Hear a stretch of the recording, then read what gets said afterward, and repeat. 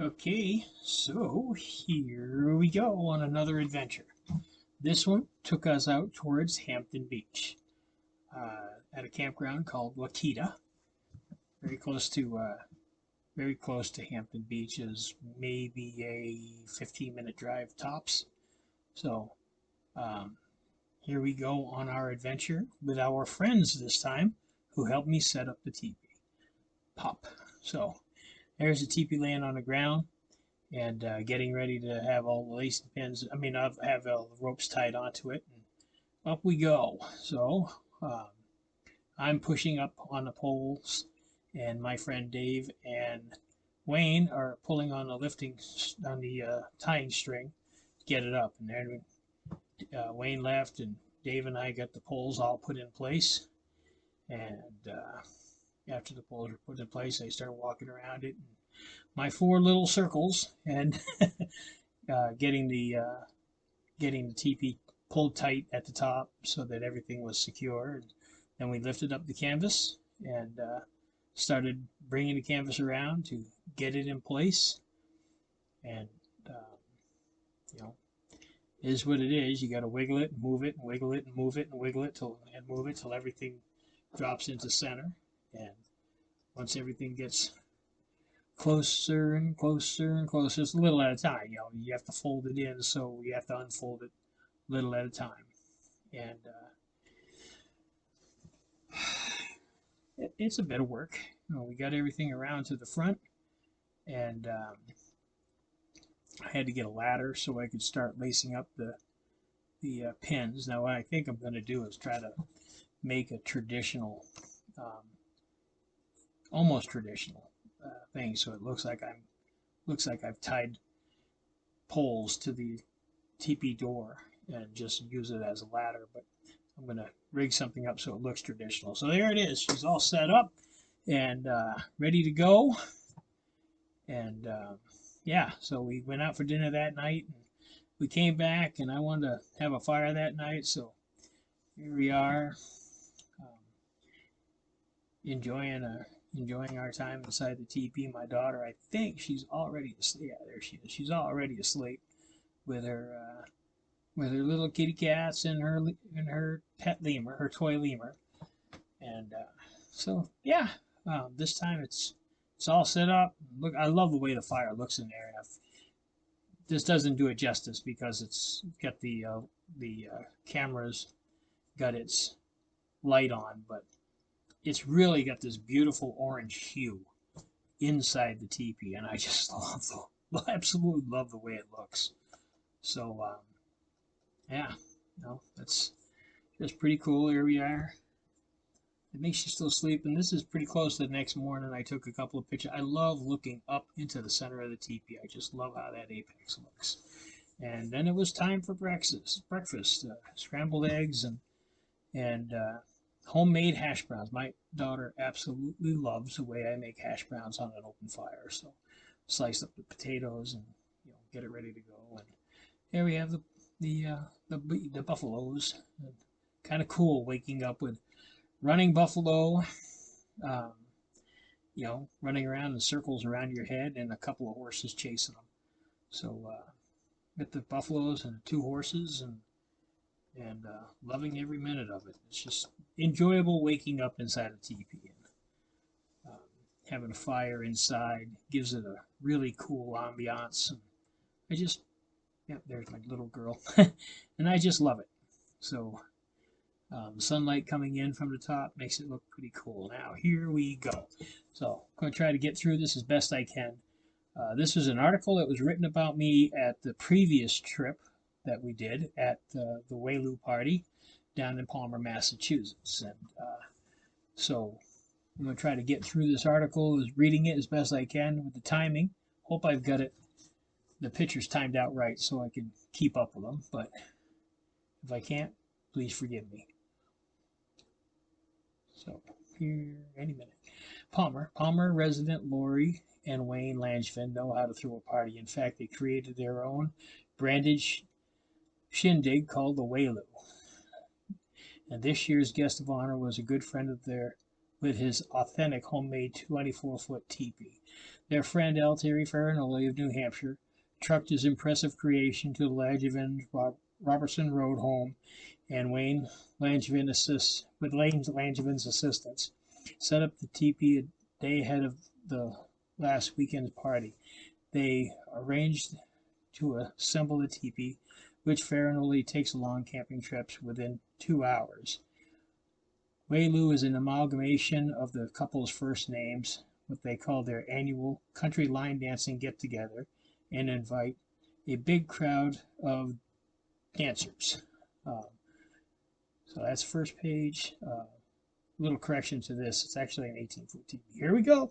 So a cookout and a potluck, trail walks, yard games, and more. Every year he comes down to help set up with the Waylo and stays the weekend, Laurie said, referring to Farinoli. It has become a tradition. Farinoli, a descendant of the Blackfoot Nation from Saskatchewan through his grandmother, started building the teepee back in March. His intent in learning how to build a traditional teepee is tied to his heritage, and his daughter Lexi also felt drawn to the project and learning more about her Blackfoot culture. She encouraged him by one day while they were camping. We were out camping and a tent pole broke, Farinoli said. It was fixed, and she asked what we were going to do if the whole tent breaks. And I was like, well, if the tent breaks, we'll have to buy a new one. And she ended up saying, can we have a teepee? That's about as true as that gets. That sealed it. Farinoli started with a research and eventually started sharing his progress on YouTube channels he called The Making of Our Teepee. He started with models to get an idea how things were going into play. I'm one of those people that gets models first and then the numbers right. If those numbers are right, I can't go wrong, he said. The model was an 18-inch paper model. Next was an 18-inch cloth model made to replicate everything a full-size teepee would include, including lacing pins and ground pins. Again, satisfied with the numbers, Farinoli graduated to a 36-inch model. I did one model I liked. It came out perfect, and I was like, all right, now I got the numbers right. I make one more. Everything worked. So I did another model, and the second 36-inch teepee came out absolutely great, he said.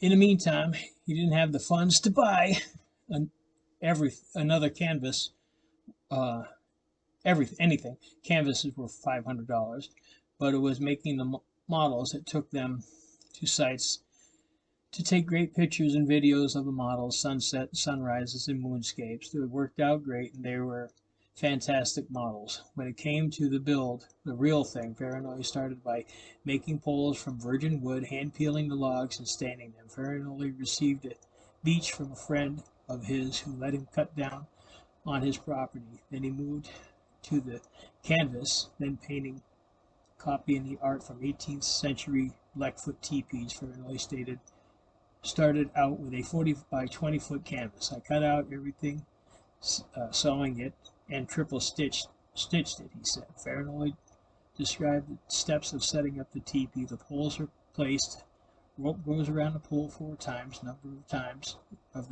of seasons.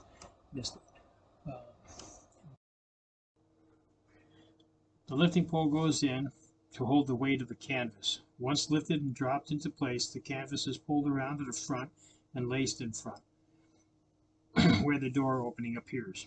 Once laced all the way around, the canvas is then stretched and goes inside and pushes the poles out. The final teepee is set up in a Sioux tradition, not a Blackfoot tradition, according to Farinoli. If it was set up in a Blackfoot tradition, the teepee would constitute of 4 heavy poles in a symmetrical and be symmetrical. Unlike the Sioux tradition, the teepee leans more forward with 2 poles in the back and that are closer together, and the teepee faces east where the sun rises. The outside of the teepee doesn't touch the ground and stays about 4 to 6 inches high. When wind comes in, hits the bottom, goes up the inner liner, and carries the smoke out through the smoke flaps, Fairnolly explained. It creates a vacuum, which is why it's supposed to face east, because the winds in the United States prevail from the west. When the wind hits the teepee flaps, it causes a vacuum and pulls the smoke out of the teepee. The floor liner was made of canvas, also with rubberized coating to help prevent moisture from getting in. What did the other party guests think? The people at the party loved checking it out and hearing how it was made, Lori said. Many of the group watched his YouTube videos or Facebook page as he was making it during this past year. That's the article. So some other truths about this is once it's once it's laced in the front, the TP gets stretched and the canvas gets staked out, and then it's taut. Then the poles are pushed out. So the article got some things wrong, but for the most part, most of it was correct. There was some things that were off, and I'm not going to bother calling them and correcting them. I'm sure somebody else will pitch a fit for me. But anyways, it was pretty cool to be interviewed, and it was pretty cool to have somebody spike some interest in knowing about the traditions of our peoples, and I thought it was fantastic. So there we are. I hope everybody enjoyed this. I hope everybody gets a chance to check out the different pages I've set up for everyone, and have a great time.